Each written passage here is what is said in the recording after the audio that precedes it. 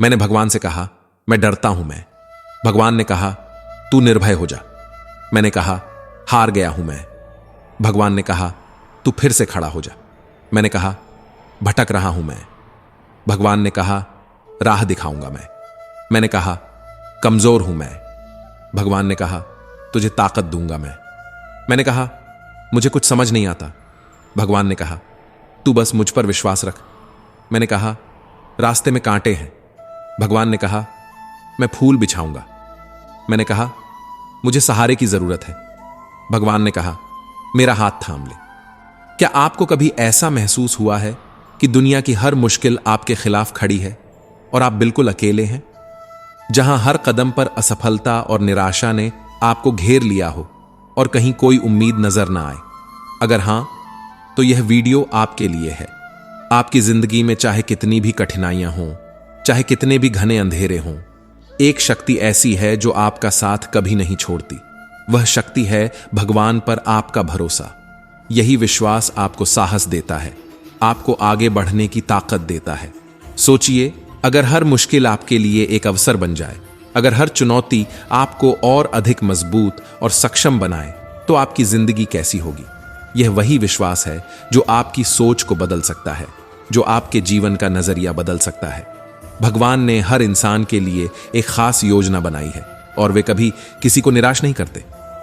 इस सच्चाई को समझें, उस भरोसे को फिर से जगाएं। हर कठिनाई के पीछे एक सीख है, हर परेशानी के बाद एक राहत है। क्या आप जानते हैं कि भगवान ने हर इंसान के लिए एक खास योजना बनाई है?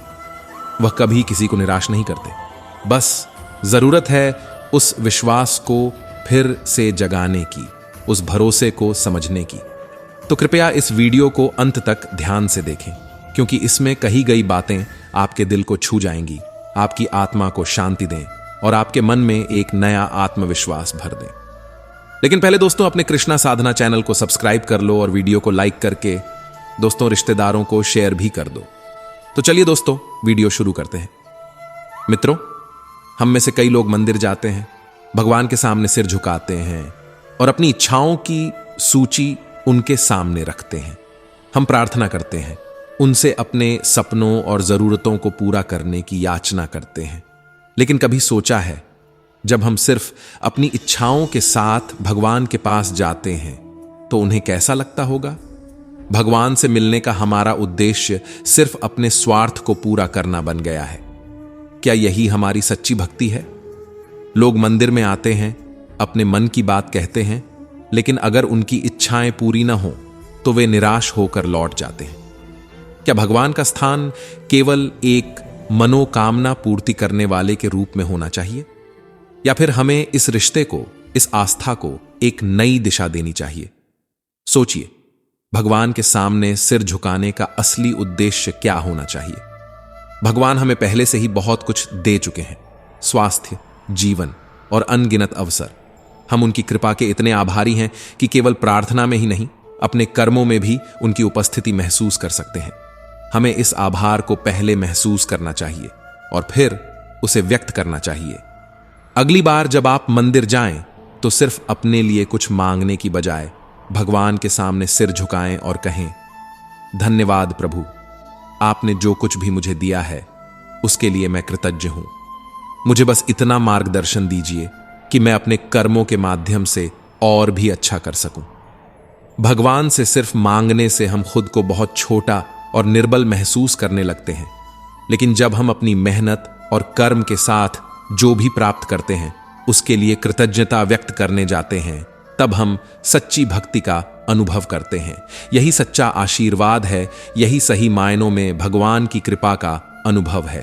तो अगली बार जब आप मंदिर जाएं, भगवान से केवल मांगें नहीं, बल्कि उनके प्रति आभार व्यक्त करें। अपने आंतरिक विश्वास के साथ उनका धन्यवाद करें और महसूस करें कि आप उनके असीम प्रेम और कृपा के सच्चे अधिकारी बन रहे हैं। श्री कृष्ण कहते हैं कि विनम्रता को अपनाओ और इस सत्य को समझो कि इस जीवन में कुछ भी स्थायी नहीं है।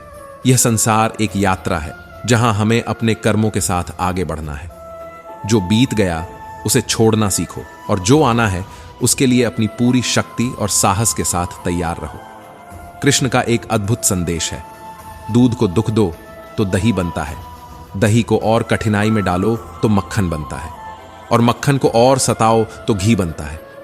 देखिए, दूध से महंगा दही है, दही से महंगा मक्खन, और मक्खन से सबसे कीमती घी। लेकिन इनमें से हर एक का रंग सफेद ही रहता है।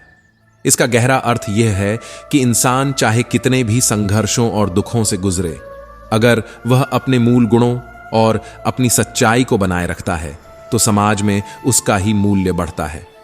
दूध जो सिर्फ एक दिन टिकता है, कुछ बदलावों से एक ऐसी अवस्था में पहुंचता है जहां उसका मूल्य और उसकी उपयोगिता हमेशा के लिए बनी रहती है। ठीक इसी तरह जीवन के संघर्षों से गुजरते हुए जो व्यक्ति बार बार की कठिनाइयों में अपने मन को स्थिर और शांत बनाए रखता है, वही अंततः एक अमूल्य और शक्तिशाली रूप में बदलता है। आपके मन में भी असीमित शक्तियां छिपी हैं, बस उसमें सकारात्मक विचारों का बीज डालें, उसे अपने आत्मविश्लेषण और चिंतन के साथ विकसित करें। कठिनाइयों का सामना करें, लेकिन अपने अंदर के रंग को ना बदलें। धीरे धीरे आप भी उस स्थिति में पहुंचेंगे जहां कोई भी समस्या आपका मनोबल नहीं तोड़ पाएगी, और आप सदा बहादुर सशक्त व्यक्ति बनकर उभरेंगे। याद रखें, जैसे दूध में कभी न बिगड़ने वाला घी छिपा होता है, वैसे ही आपके भीतर भी अपार शक्ति और साहस छुपा है। बस उसे जगाना है, उसे संवारना है, और अपने आत्मबल से उस घी की तरह बनना है जो समय के हर इम्तिहान में खरा उतरे। जीवन में चाहे कितनी भी कठिनाइयां आएं, हमें अपने कर्मों में अडिग रहना चाहिए। ईश्वर से प्रार्थना करें कि वह हमें सही रास्ता दिखाए और हमें ऐसे व्यक्ति बनाए जो न केवल अपनी भलाई के लिए बल्कि दूसरों के लिए भी प्रेरणा का स्रोत बने। सही और गलत की पहचान आसान नहीं होती। गलत व्यक्ति चाहे कितना भी मीठा क्यों न बोले, वह धीरे धीरे आपके जीवन में बोझ बन जाएगा, जबकि सही व्यक्ति चाहे जितनी कड़वी बातें कहे, अंत में वो आपके लिए औषधि की तरह लाभकारी साबित होगा।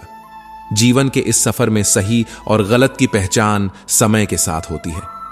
यही समय हमें सिखाता है कि किसके कितने चेहरे हैं और किसके साथ कितनी सच्चाई है।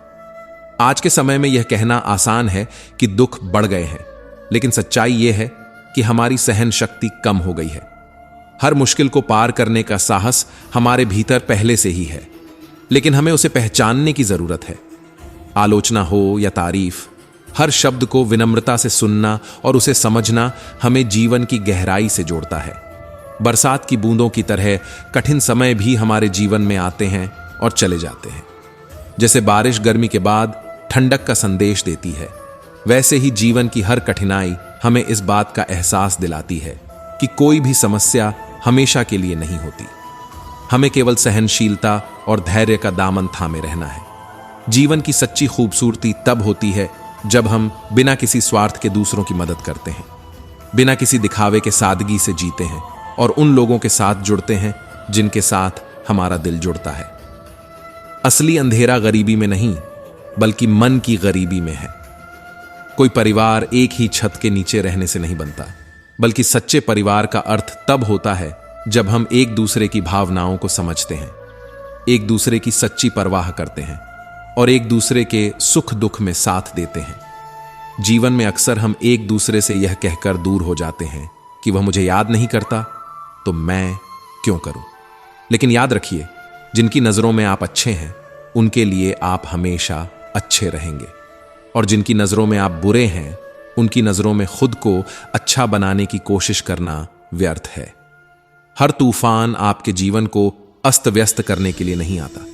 कुछ तूफान आपके जीवन से उन बाधाओं को हटाने आते हैं जो आपके रास्ते में अटकाव बन रही होती हैं। जीवन तब वास्तव में सरल और सुखद हो जाता है जब हमारे आसपास हमें परखने वाले नहीं, बल्कि हमें समझने वाले लोग होते हैं।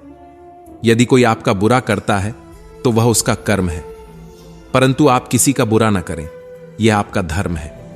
किसी भी स्थिति में धैर्य और सच्चाई बनाए रखें। मूर्खों से बहस करने में समय व्यर्थ ना करें। अगर कोई कहता है कि हाथ ही उड़ता है तो बस मुस्कुराते हुए कहें, हां, आप सही कह रहे हैं। जब आप खुद के साथ सच्ची दोस्ती कर लेते हैं, तभी आपको यह एहसास होता है कि वास्तव में आपसे बेहतर आपको कोई और नहीं समझ सकता। यह आत्म मूल्य का एहसास ही वह शक्ति है जो आपको कठिन समय में भी संबल देता है। याद रखें, जहां संघर्ष नहीं होता वहां सफलता भी नहीं होती। किसी को अपना दर्द न बताएं, क्योंकि दुनिया उसे सिर्फ सुनने के लिए नहीं बल्कि पीठ पीछे उस पर हंसने के लिए सुनती है। भाई का रिश्ता भगवान ने विपत्ति में साथ देने के लिए बनाया था, लेकिन अफसोस कि आज यह रिश्ता अक्सर सिर्फ संपत्ति बांटने तक सीमित होकर रह गया है। असली भाई वही है जो मुश्किल समय में आपके साथ खड़ा रहे, जो आपकी चिंता और सुरक्षा में साथ दे। हम सभी कभी कभी छोटे छोटे पौधे लगाते हैं, उनके साथ एक सजीव संबंध महसूस करते हैं, उनका ख्याल रखते हैं और समय समय पर उन्हें जल देते हैं। हमारा प्रेम हमें इस ओर प्रेरित करता है कि हम उन्हें हमेशा स्वस्थ और हरा भरा देखें। लेकिन क्या हो अगर हम अपने प्रेम में इतने बह जाएं कि दिन में 6 बार जल देने लगें? क्या इससे पौधा और अच्छा विकसित होगा? कदापि नहीं। उसकी जड़ें गल जाएंगी, क्योंकि उसकी जड़ों में पानी सोखने और सूखने की शक्ति समाप्त हो जाएगी। प्रकृति का यही नियम जीवन के हर पहलू पर लागू होता है। जैसे पौधे को सही मात्रा में उचित समय पर ही जल की आवश्यकता होती है और उसे सूर्य के ताप को सहना होता है, वैसे ही जीवन में हर कार्य एक संतुलन में होना चाहिए। बिना संतुलन के अत्यधिक प्रेम भी हानिकारक हो सकता है। यही गलती कई माता पिता अपने बच्चों के साथ कर बैठते हैं। वे अपनी संतान से इतना प्रेम करते हैं कि उसकी हर छोटी बड़ी जरूरतों को पूरी करने में कोई कसर नहीं छोड़ते। जो भी बच्चा मांगता है तुरंत उसे उपलब्ध करा देते हैं। लेकिन इस प्रकार का प्रेम उनकी संतान के विकास में एक अवरोध बन जाता है। यह जीवन एक यात्रा है जिसमें बच्चे को भी अपने दम पर चलना सीखना है, अपने प्रयासों से आगे बढ़ना है और अनुभवों से ज्ञान अर्जित करना है। अगर उसे हर चीज बिना मेहनत के मिल जाए तो उसमें कठिनाइयों का सामना करने की शक्ति कैसे विकसित होगी? जीवन में यह अत्यंत महत्वपूर्ण है कि प्रेम हो, परंतु संतुलित हो। प्रेम और शत्रुता दोनों ही यदि अपनी सीमाओं से बाहर निकल जाएं तो घातक सिद्ध हो सकते हैं। अति किसी भी चीज की हो वह हमारे जीवन के मार्ग को बिगाड़ सकती है। जैसे पौधे को सीमित जल चाहिए, वैसे ही बच्चों को सीमित सहायता और प्रोत्साहन चाहिए ताकि वे अपनी राह पर स्वतंत्र रूप से आगे बढ़ सकें और जीवन के उतार चढ़ाव से सीख सकें। भगवान श्री कृष्ण ने अर्जुन से कहा कि हे अर्जुन, मैं समस्त प्राणियों के हृदय में स्थित हूं और सभी की आत्मा भी मैं ही हूं। इस सृष्टि में जो भी है उसका आरंभ, मध्य और अंत भी मैं ही हूं। उन्होंने यह स्पष्ट किया कि उनके बिना यह संसार असंभव है और वह स्वयं को हर चीज में मौजूद बताते हैं। श्री कृष्ण ने बताया कि मैं सूर्य की ज्योति हूं जो इस संसार को प्रकाशमान करती है। वेदों में मैं सामवेद हूं, देवताओं में इंद्र हूं, इंद्रियों में मन हूं और संपूर्ण सृष्टि का स्रोत भी मैं ही हूं। उन्होंने यह भी कहा कि वह ब्रह्मा, विष्णु और महेश भी हैं जो सृष्टि के पालन, संहार और सृजन का कार्य करते हैं। भगवान श्री कृष्ण ने हर तत्व में अपने अस्तित्व का बोध कराया। वे कहते हैं कि जलाशयों में मैं समुद्र हूं, पर्वतों में मैं हिमालय हूं। इस संसार में जो कुछ भी तुम देख रहे हो उसमें मैं व्याप्त हूं। यहां वह अर्जुन को हर वस्तु में अपनी उपस्थिति का अनुभव करने के लिए प्रेरित कर रहे हैं। उन्होंने यह समझाया कि भले ही एक व्यक्ति संसार की हर चीज का ज्ञान प्राप्त कर ले, लेकिन यदि उसने स्वयं को नहीं पहचाना तो वह अभी भी अज्ञानी है। यह सत्य कि स्वयं का ज्ञान ही सत्य ज्ञान है श्री कृष्ण ने अर्जुन को एक बार फिर से स्मरण कराया। भगवान कृष्ण ने अर्जुन को यह सिखाया कि यदि कोई तुम्हें ठुकरा दे तो बुरा मत मानना, क्योंकि वे तुम्हारी असली कीमत नहीं जानते। यह संदेश जीवन की वास्तविकता को दिखाता है। वे कहते हैं कि जीवन में जो रिश्ता तुम्हें रुला दे उससे गहरा कोई रिश्ता नहीं होता, लेकिन जो रिश्ता तुम्हें रोता हुआ छोड़ दे उससे कमजोर कोई रिश्ता नहीं होता। उन्होंने अर्जुन को शांत रहने की सलाह दी। हमेशा शांत रहो, क्योंकि इससे तुम्हें जीवन में बहुत शक्ति मिलेगी। श्री कृष्ण ने बताया कि जैसे ठंडा लोहा मजबूत होता है, वैसे ही शांत मनोभाव व्यक्ति को अधिक स्थिर और मजबूत बनाता है। जब विपत्तियां आती हैं तो इंसान अकेला महसूस करता है, लेकिन वहीं कठिनाइयां उसे भीतर से मजबूत भी बनाती हैं।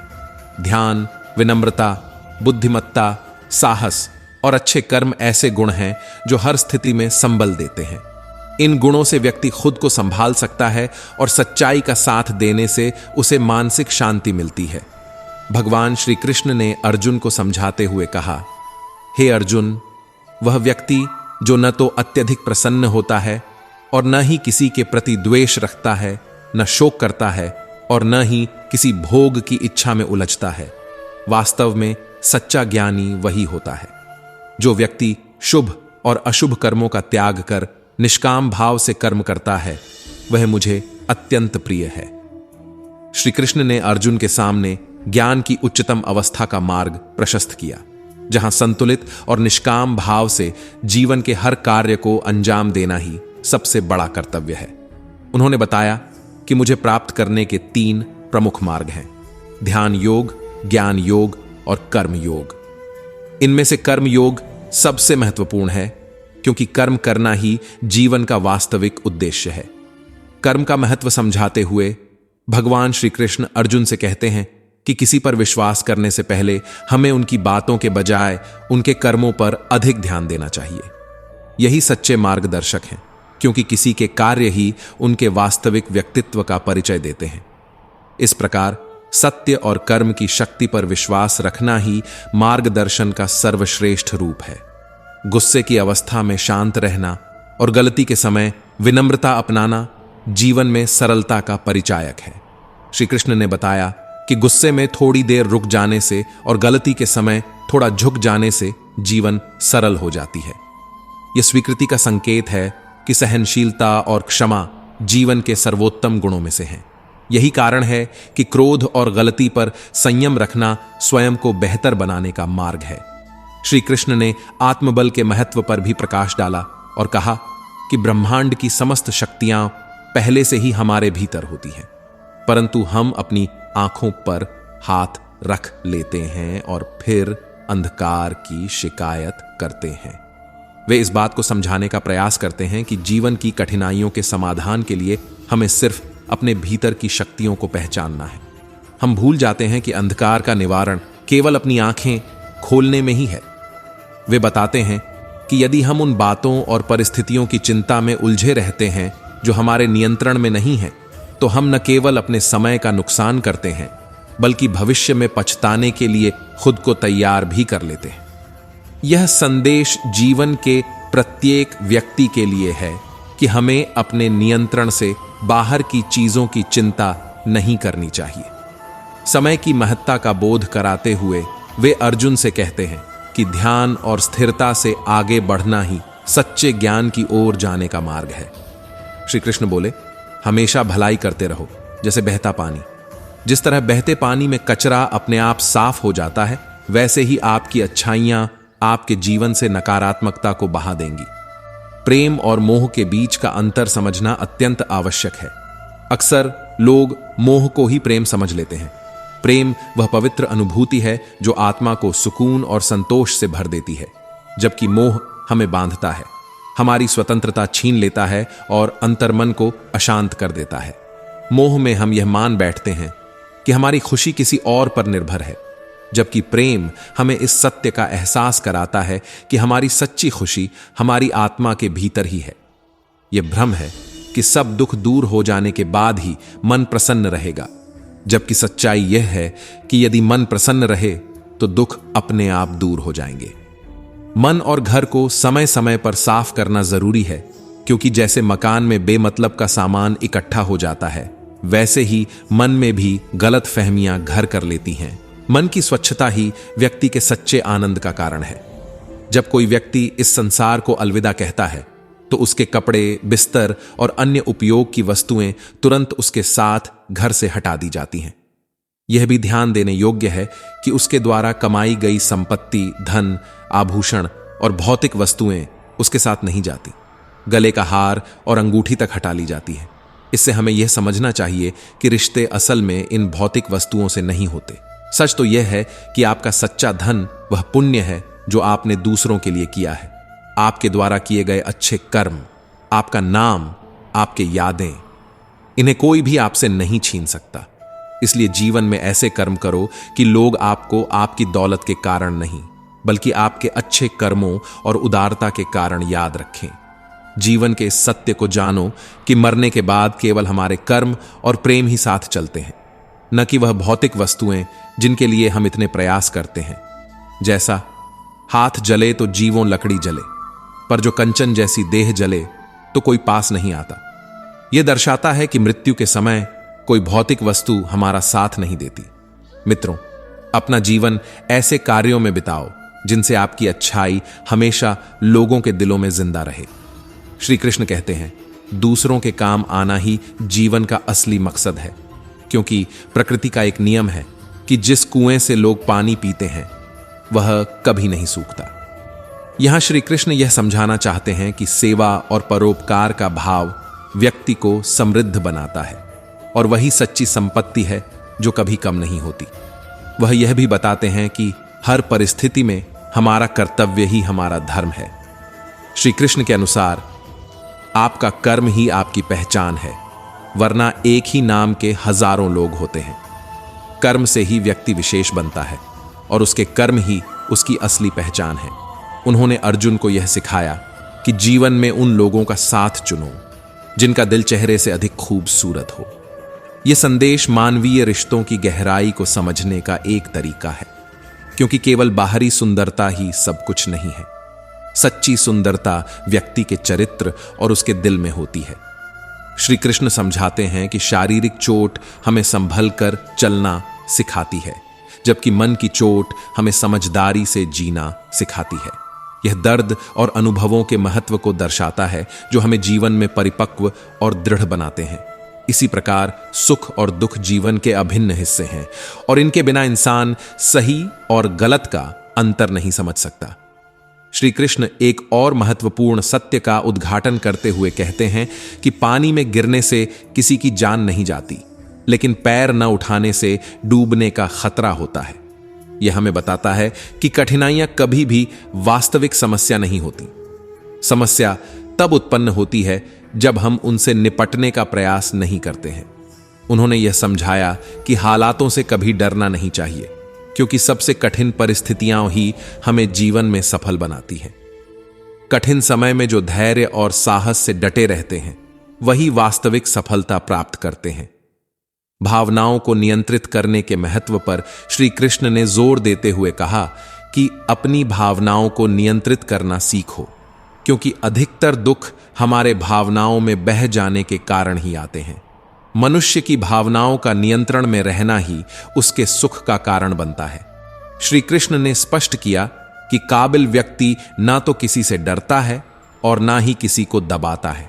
उसमें इतनी समझ होती है कि वह कीचड़ में पत्थर नहीं मारता, क्योंकि वह जानता है कि अपने धैर्य और आत्मसंयम से ही वह अपने मूल्य को बनाए रखता है। श्री कृष्ण कहते हैं, क्या आपने कभी किसी बगीचे में या अपने घर में फूलों को देखा है? यह फूल निस्संदेह हमें जीवन का एक गहरा संदेश देता है। यह पुष्प वर्तमान में जीता है, न इसे कल की चिंता है, न ही भविष्य की।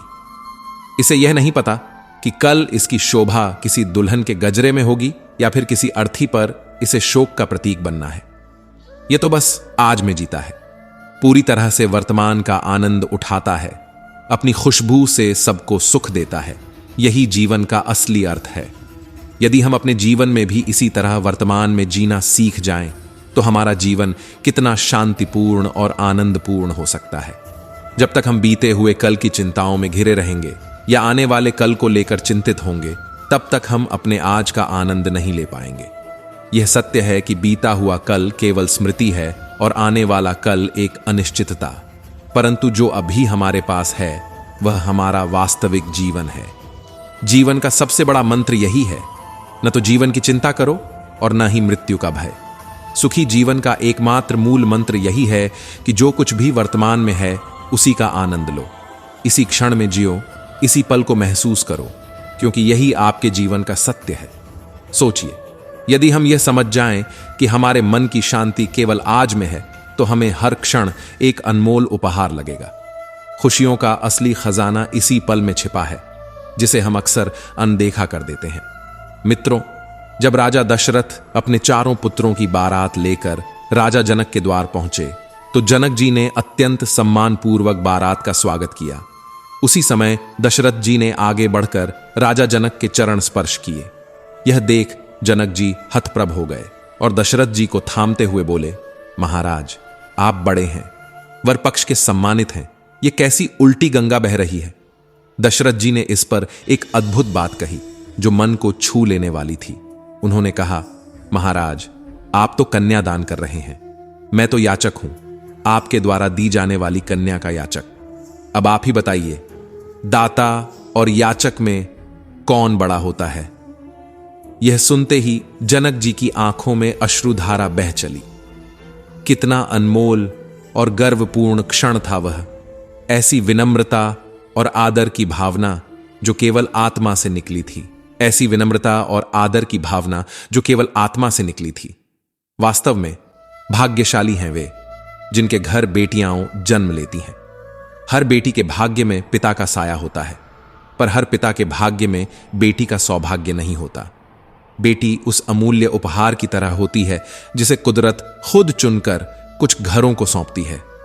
यह कहना गलत ना होगा कि बेटियां घर की रौनक, आशीर्वाद और प्रेम का स्रोत होती हैं, लेकिन जीवन की इस यात्रा में हर रिश्ते का एक अलग समय होता है और हर रिश्ता अनिवार्यतः किसी न किसी मोड़ पर विदा लेता है। भगवद गीता में भगवान श्री कृष्ण कहते हैं कि यह संसार अत्यंत सुंदर और मोहक प्रतीत होता है, लेकिन इसका वास्तविक सत्य यह है कि हर वस्तु क्षणभंगुर है। जो कल था वह आज नहीं है और जो आज है वह कल नहीं रहेगा।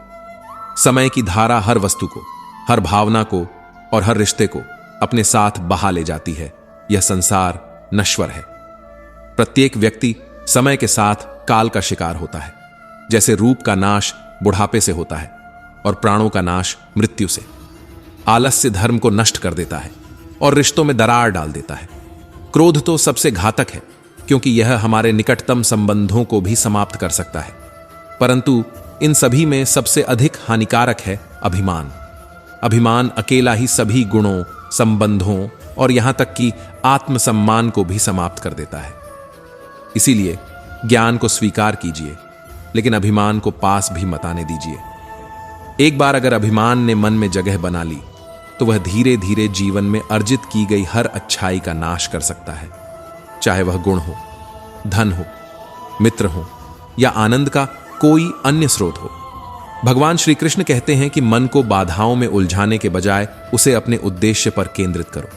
जब हम सारा ध्यान रुकावटों से हटाकर अपने उद्देश्य पर लगाते हैं तो हर रुकावट छोटी लगने लगती है और उन्हें पार करना आसान हो जाता है। जीवन की शुरुआत में यह संघर्ष हम सभी के साथ होता है, क्योंकि हम यह नहीं समझ पाते कि हमें सफल होना क्यों आवश्यक है। बहुत सारी कठिनाइयां सामने आती हैं और कई बार हम हार मान लेते हैं, लेकिन जैसे जैसे हम अपने लक्ष्य की ओर समर्पित होते हैं, सफलता की राहें स्वतः ही प्रशस्त होने लगती हैं। असली शक्ति इच्छाओं की पूर्ति में नहीं, बल्कि इस बात में है कि हम सही राह से न भटकें। अगर हम अपने उद्देश्य की ओर बढ़ते हुए भ्रम के जाल में फंस जाते हैं तो हमारी लक्ष्य प्राप्ति की यात्रा अधूरी रह जाती है।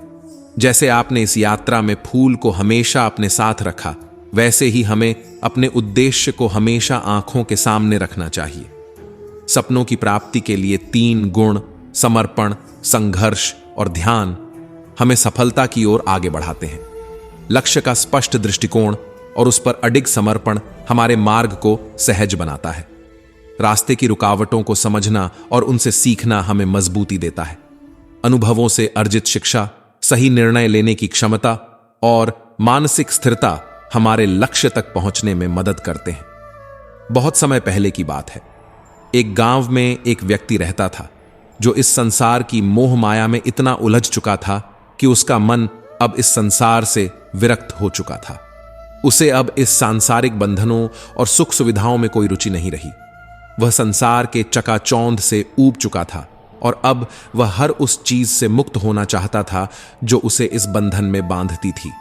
अंततः उसने निर्णय किया कि वह संसार की हर मोह माया को त्याग देगा और शांति की खोज में एक सन्यासी का जीवन जिएगा।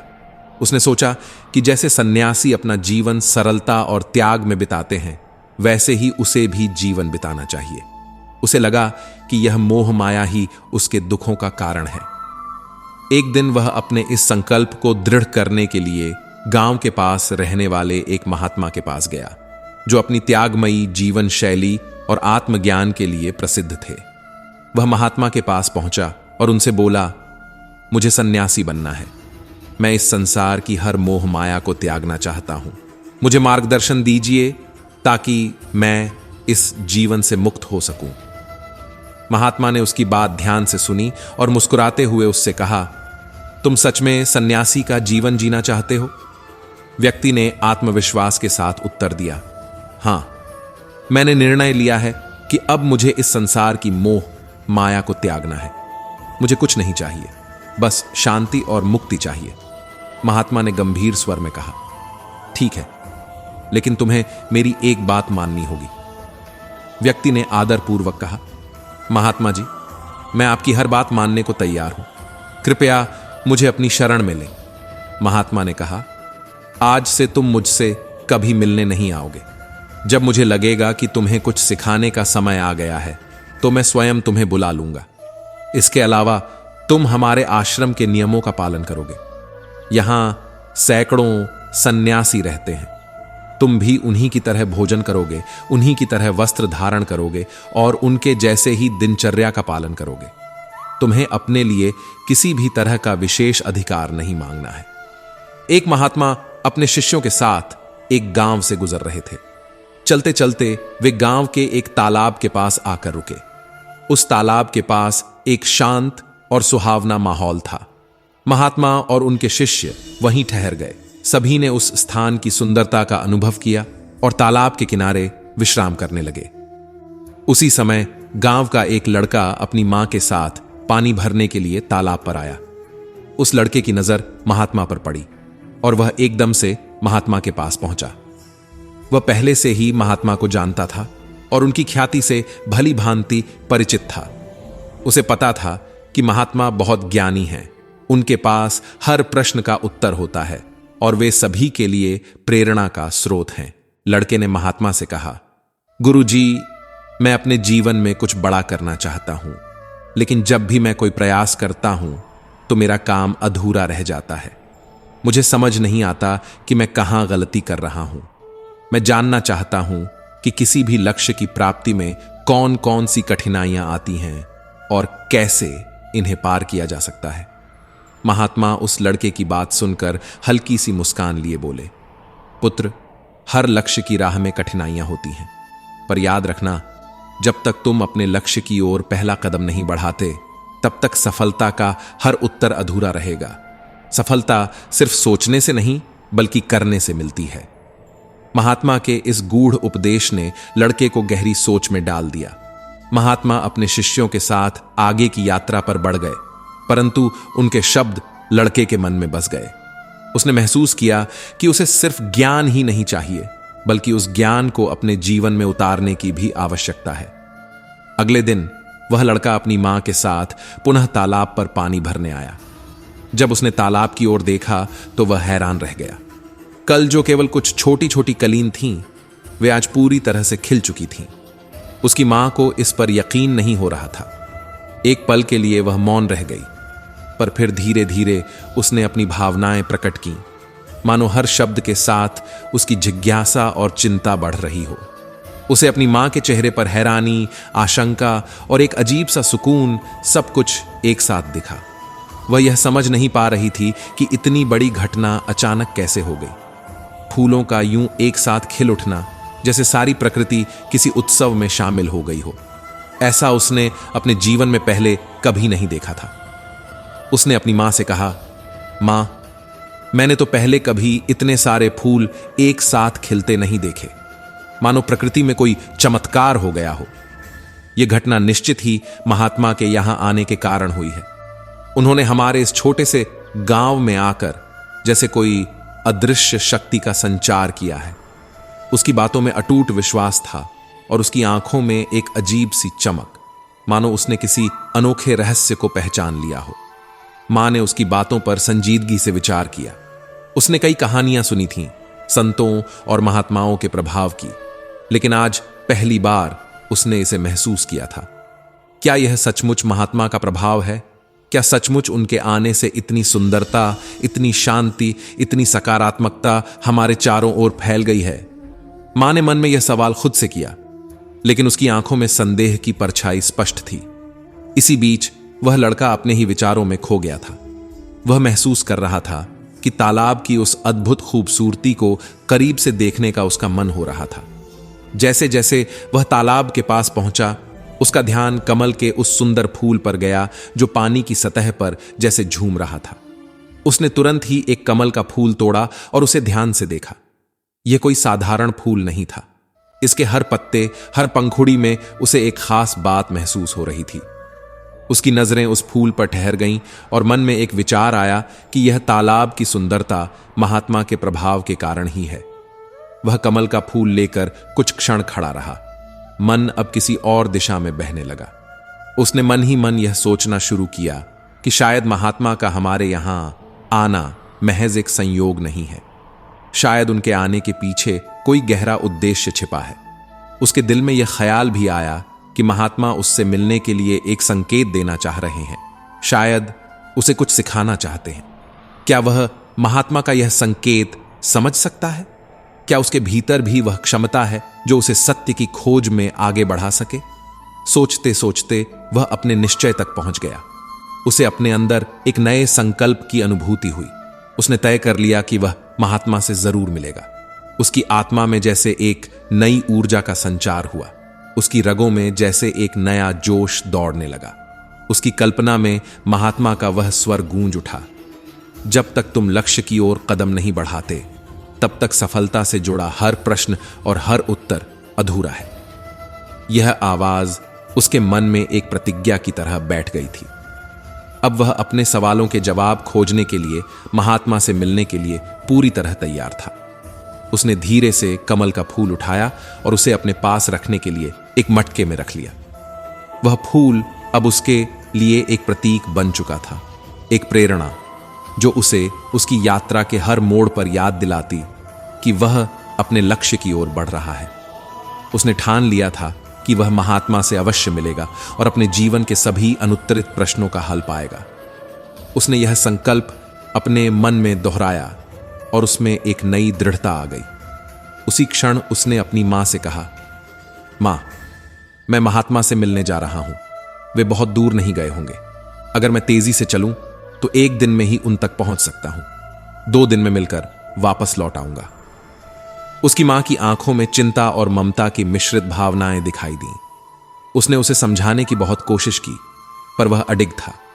उसके मन में अपनी यात्रा को लेकर कोई संदेह नहीं था। उसकी मां का दिल भर आया, पर उसे रोकना अब असंभव था। और फिर अपने संकल्पों के साथ अपनी यात्रा की दिशा तय कर वह लड़का महात्मा से मिलने निकल पड़ा। उसकी आंखों में उम्मीद थी, मन में जोश था और उसकी आत्मा में एक अनोखी तृप्ति का भाव। उसने अपनी यात्रा की शुरुआत की। वह लड़का तेजी से चलते हुए अपने गांव को पीछे छोड़ता गया। उसके कदमों में एक दृढ़ता थी जो हर मुश्किल को पार करने के लिए तैयार थी। हालांकि कुछ ही देर में उसकी चाल धीमी पड़ने लगी।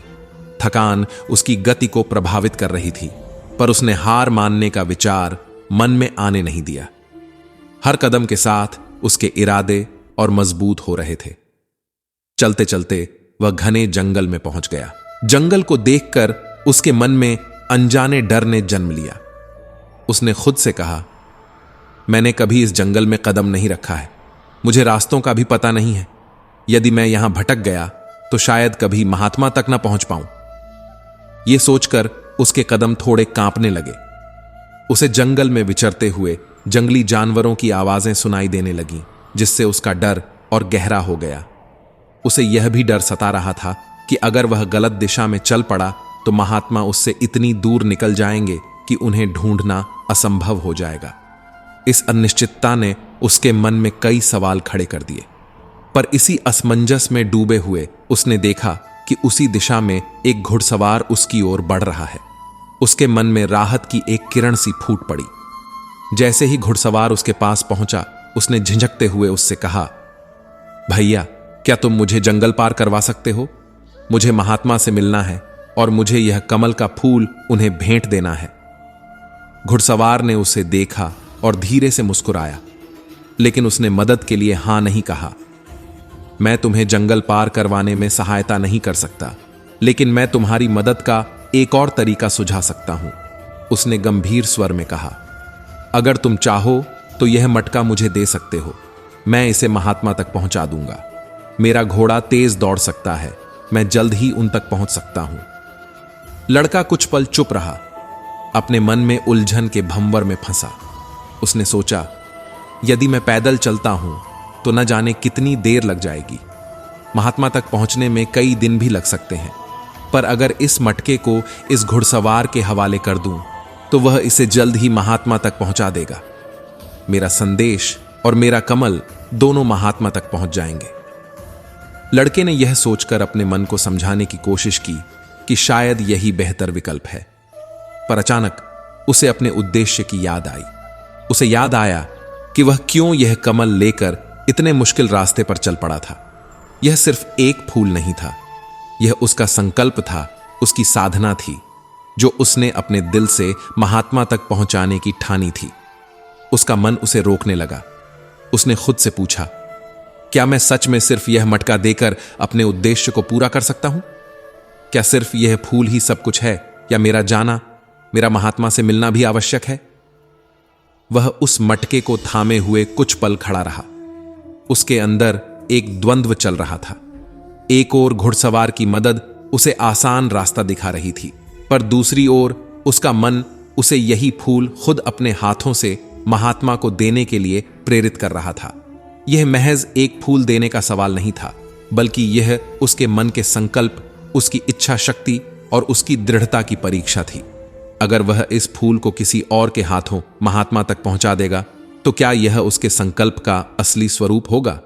उसे महसूस हुआ कि यह यात्रा, यह रास्ता और यह संघर्ष सब कुछ उसी के लिए है। यह उसका मार्ग है जिसे उसे खुद पार करना है। यही उसके सीखने और समझने का तरीका है। एक बार फिर उसकी आंखों के सामने महात्मा का संदेश गूंजने लगा, जब तक तुम लक्ष्य की ओर कदम नहीं बढ़ाते, तब तक सफलता से जुड़ा हर प्रश्न और हर उत्तर अधूरा है। इन शब्दों ने उसकी सारी उलझन को दूर कर दिया। अब वह जान गया था कि उसे यह यात्रा अकेले ही करनी होगी, बिना किसी सहारे के। उसने मटके को अपने पास रखते हुए घुड़सवार को विनम्रता से कहा, भैया, मैं यह मटका खुद महात्मा तक पहुंचाना चाहता हूं। उनसे मिलना मेरे लिए अत्यंत महत्वपूर्ण है। मेरे मन में कई प्रश्न हैं जिनका उत्तर केवल वही मुझे दे सकते हैं, इसलिए मैं खुद ही इस मटके को लेकर चलूंगा। आपका बहुत बहुत धन्यवाद कि आपने मेरे लिए इतना समय निकाला। कृपया मुझे केवल आगे का रास्ता बता दीजिए, मैं अकेले ही चला जाऊंगा। घुड़सवार ने उसकी बात सुनकर उसे सही रास्ता बताया और उसे आशीर्वाद देकर आगे बढ़ गया। अब लड़का उस पथ पर अकेला चल पड़ा। धीरे धीरे शाम होने लगी और उसके मन में तरह तरह के सवाल उठने लगे। उसने सोचा, अगर इस अंधेरे में मैं जंगल में भटक गया तो क्या होगा? क्या मैं महात्मा तक पहुंच पाऊंगा? जैसे जैसे सूरज ढलने लगा, उसके मन में डर की छाया गहराने लगी। उसने खुद से कहा, क्या मेरी यह यात्रा बेकार हो जाएगी? क्या मैं कभी उन तक पहुंच भी पाऊंगा?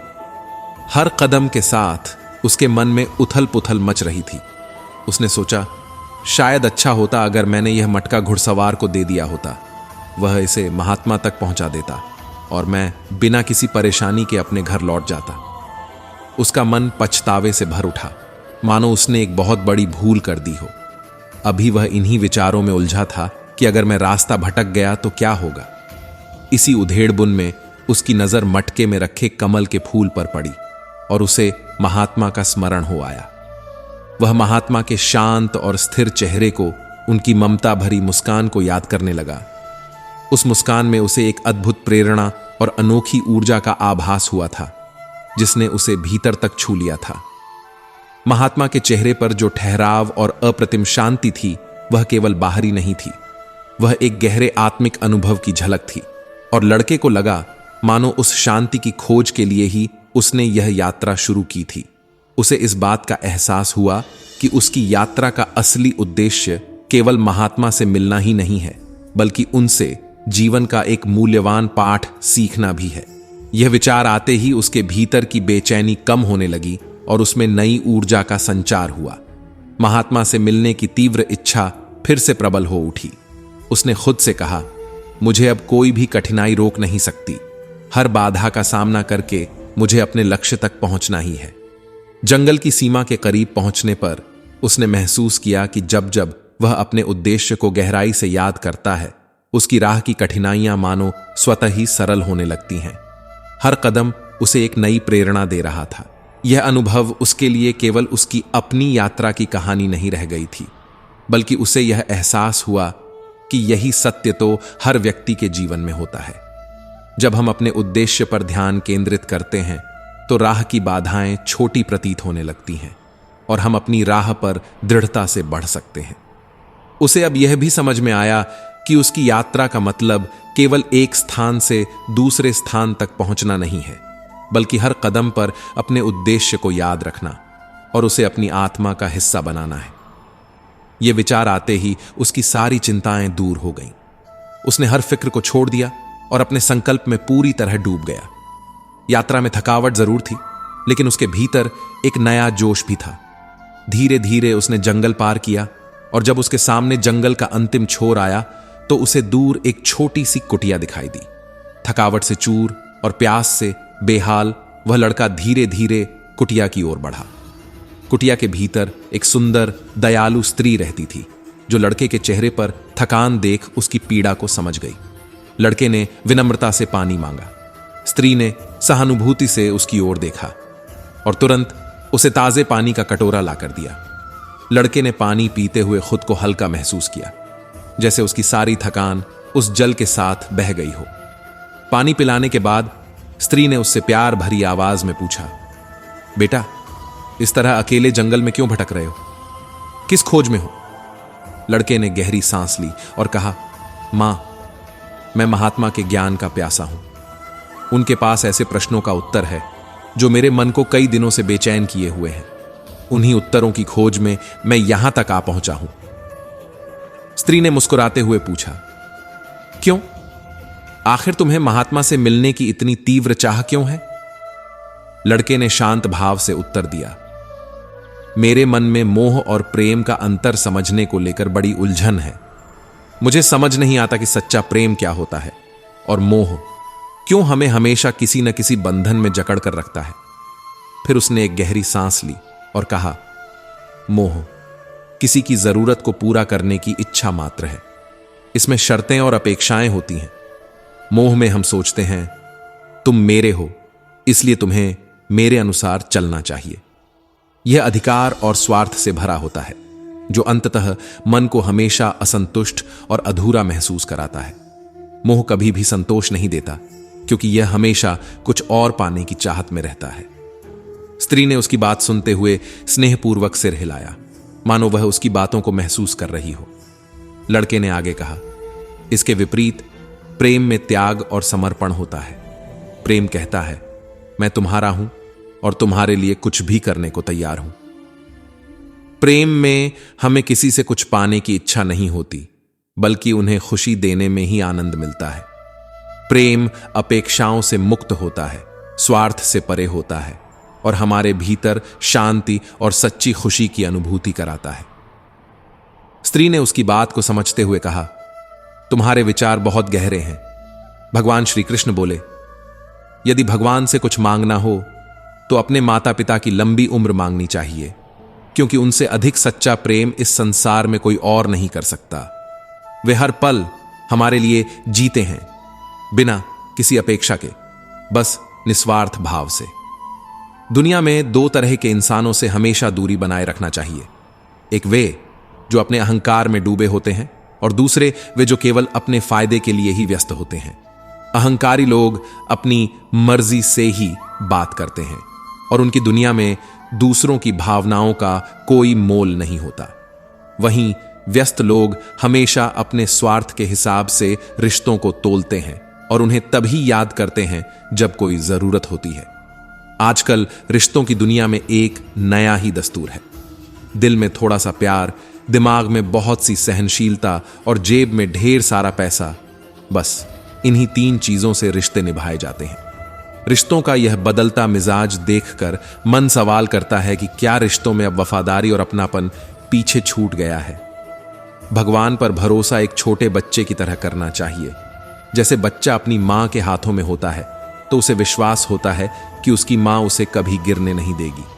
ठीक वैसे ही हमें भी परमात्मा पर पूरी आस्था रखनी चाहिए और जिंदगी में ऐसे लोगों से हमेशा संभल कर रहना चाहिए जो आपके सामने मुस्कुराते हैं मगर पीठ पीछे आपके खिलाफ होते हैं। कभी किसी को इतना हक मत दो कि वह आपकी आत्मा तक को चोट पहुंचा दे। किसी को इतना वक्त मत दो कि वह उसे अपना हक समझने लगे। ऐसे लोग जो करेले से कड़वे होते हैं कई बार मुसीबत में भी काम आ जाते हैं और जो लोग ऊपर से शक्कर जैसे मीठे दिखते हैं वे वक्त पर अक्सर धोखा दे जाते हैं। जिनके दिलों में आपके दर्द का एहसास ही नहीं है उनसे शिकायत करना और उम्मीदें रखना व्यर्थ है। जीवन कितना भी कठिन हो, जब तक कोई अपना साथ देता है हर चीज सुंदर और सरल लगती है। हर इंसान के पास दो कहानियां होती हैं, एक वह जो सबके सामने सुनाता है और दूसरी वह जो सबसे छुपा कर रखता है। मौन ही सबसे सटीक जवाब होता है उन लोगों के लिए जो आपके शब्दों की गहराई को समझने में असमर्थ होते हैं। यह जीवन की सच्चाई है कि हमें अपने आप को मजबूत बनाना चाहिए क्योंकि दूसरों के सहारे बैठने से हमारा ही पतन होगा। एक सच्चे रिश्ते को समय देना बहुत जरूरी है। कौन जानता है कल हमारे पास समय हो भी पर शायद वो रिश्ते ही ना बचें। तो मित्रों, आपको श्री कृष्ण के विचार और ये वीडियो अच्छी लगी हो तो वीडियो को लाइक करके चैनल को सब्सक्राइब कर लें और अपने दोस्तों रिश्तेदारों को भी यह ज्ञान भरी वीडियो शेयर कर दो। मित्रों, आपका पूरी वीडियो देखने के लिए धन्यवाद।